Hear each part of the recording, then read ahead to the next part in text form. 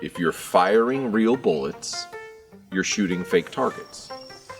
And if you're firing fake bullets, you're shooting real targets.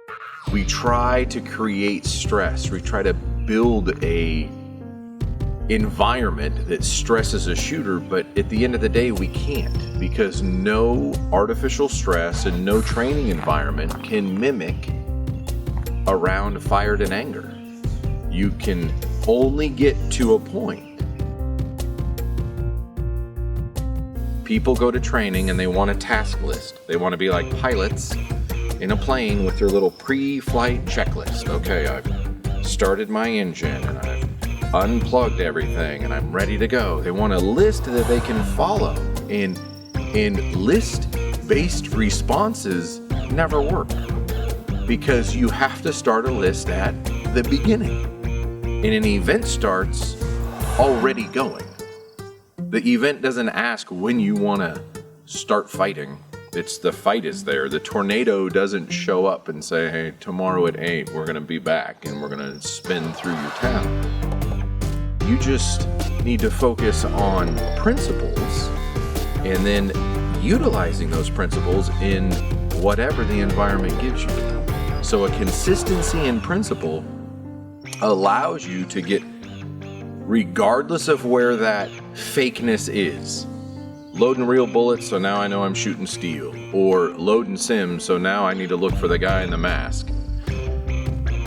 Principle-based training allows us, regardless of what those are, to test and refine the principle, not just the technique. Here. Does that make sense? So when we talk about muzzle up orientation or muzzle down orientation, those are transitionary positions. That's not a position I'm fighting from. So I don't shoot, engage, and then come back to here. Ideally, I would stay where? Out here.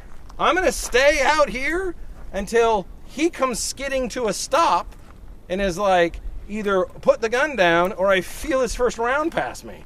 Right? And then I'm going to be like, oh yeah, I'm going to break that gun down and put it away. I've got the gun in my hand to fight with it.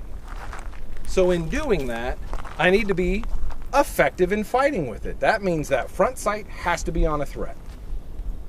So if I've just shot somebody to the ground and that's where I'm going to stay, I can't shoot anybody from here. And we see this a lot. I teach this, but it's misconstrued when we just go to this position to just be here. This isn't the position. This is the position. Does that make sense? But I'm stopping it here because I can't, on this line with that Glock, go bang, bang, bang, and then go like that, right? Because it's a live pistol and we're in and around friends, even the fire. So we're going to shoot this, break and scan, and then we come to that high, that muzzle up position or muzzle down position to complete the scan behind me. Recognizing the entire time, all things being equal, I'm going to stand there, get my shitty mocha that was bad, take care of business, and then take care of everything else.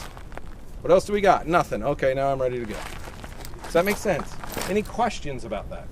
I mean, we can talk about it. We can discuss it of why we do it and why we find it effective. Mostly it's because there's other people around.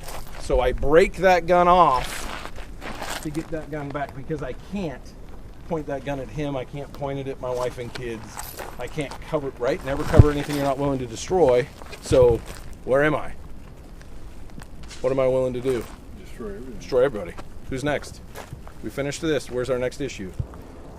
Between the two, I will always choose to use a muzzle up position over a muzzle down position, because the shortest distance between 2 points.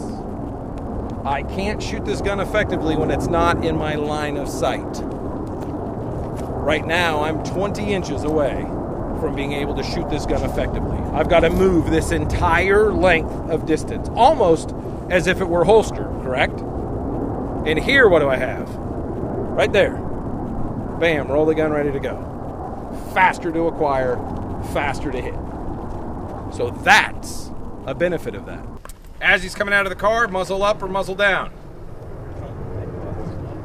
Depends, right? Correct answer is it can depend.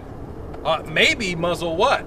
Forward. At extended, right? I just went history, and then now I'm going over here, maybe at extension. For the purposes of the drill, we're going to come up muzzle up or muzzle down. We're just ensuring that we're not covering each other as we do it. The key being, when we tell you to come muzzle up with your pistol and your carbine, that you recognize it's what? It's a transitionary movement.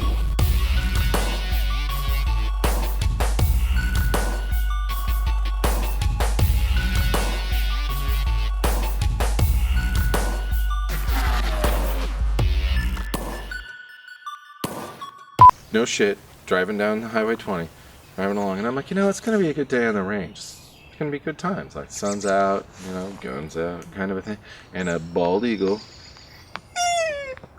flying along with a freaking dead animal in its grip right across the road. And it was, I could tell you the mile marker and everything right there on Highway 20 by the vehicle sales place.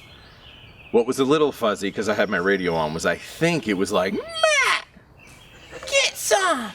And then kept going.